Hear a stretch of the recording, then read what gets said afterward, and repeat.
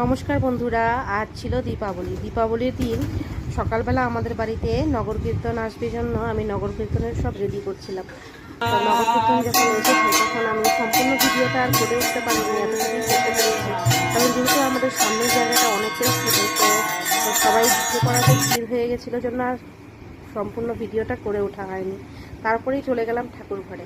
দেখো, এই যে রাধারানীকে, কৃষ্ণ ঠাকুরকে, সরস্বতী ঠাকুরকে আর গোপাল ঠাকুরকে আজকে, আর বাকি সব ঠাকুরকে আজকে নতুন ড্রেস পরাবো বলে দীপাবলির জন্য ঠাকুর ঘরে সবাইকে আজকে নতুন পরিয়ে দিয়েছি।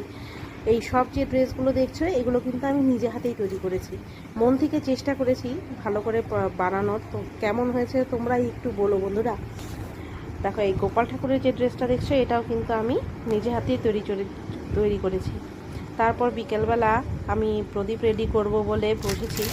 তো এটা আমার হাজব্যান্ডকে কেউ গিফট করেছে প্রদীপগুলো। তো প্রদীপগুলো খুব সুন্দর, ব্লু আর গ্রিন কালারের মধ্যে, দেখতে এত সুন্দর লাগছিল।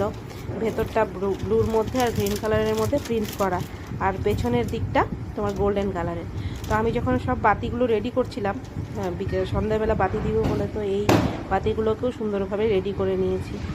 তারপরে আমি গোপাল ঠাকুরের সামনে, লক্ষ্মীনারায়ণের সামনে ও বাকি সব ঠাকুরের সামনে দীপ জ্বেলে দিয়েছি। তারপর আমি, আমার মেয়ে, আমার হাজব্যান্ড সবাই মিলে বাড়ির সব জায়গায় প্রদীপ দিয়ে দিয়েছি দীপাবলির জন্য। তো তোমাদেরও কেমন কাটলো দীপাবলি আমাকে একটু জানাবে।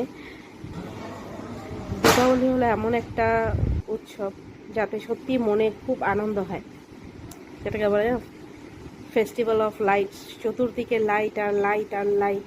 আর এমনই সময় আমাদের এদিকে লোডশেডিং হয়ে গেছিল, তো অন্ধকারের মধ্যে বাতিগুলো খুব সুন্দর লাগছিল। তারপর আমরা একটু তারাবাতি ফুটিয়ে চলে গেলাম শ্যামা মায়ের মন্দিরে। কারণ এখানে আমাদের পাশে শ্যামা মায়ের মন্দিরও আছে, ওখানে শ্যামা মায়ের পুজোও হয়। তো যেহেতু আমরা উপোসও ছিলাম, তো ওখানে গিয়ে মন্দিরে গিয়ে কিছুক্ষণ বসে থাকলাম। মায়ের মুখটা দেখতে এত সুন্দর, এত মিষ্টি ছিল যে মায়ের দিক থেকে তো চোখই ফেরানো যাচ্ছিল না। তো সবাই ওখানে বসে বেশ আনন্দ করছিলাম, তো মজাও হচ্ছিল।